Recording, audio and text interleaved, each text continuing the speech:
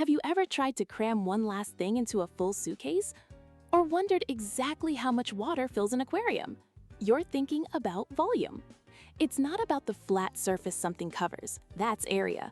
Volume is about the three-dimensional room inside an object.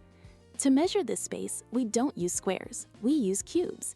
Imagine a tiny dice, 1 centimeter long, 1 wide, and 1 high. That's 1 cubic centimeter. If a juice box has a volume of 200 cubic centimeters, it means you could fit exactly 200 of those little dice inside it. So how do we calculate this without counting thousands of tiny cubes? For any box or rectangular prism, there's a master formula.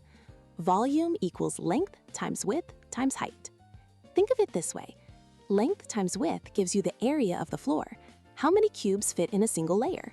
Then you just multiply by the height to see how many layers you can stack. The formula works with decimals too. A shipping crate that's 2.4 meters long, 1.5 wide, and 2 meters high has a volume of 7.2 cubic meters. You can even work backward. If an inflatable pool holds 12 cubic meters of water, and you know its floor is 4 meters by 3 meters, you can find its depth.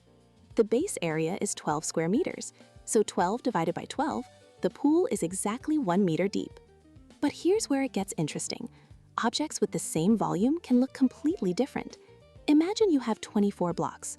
You could build a tall, skinny tower, 1 by 1 by 24, or a flat slab, 4 by 6 by 1.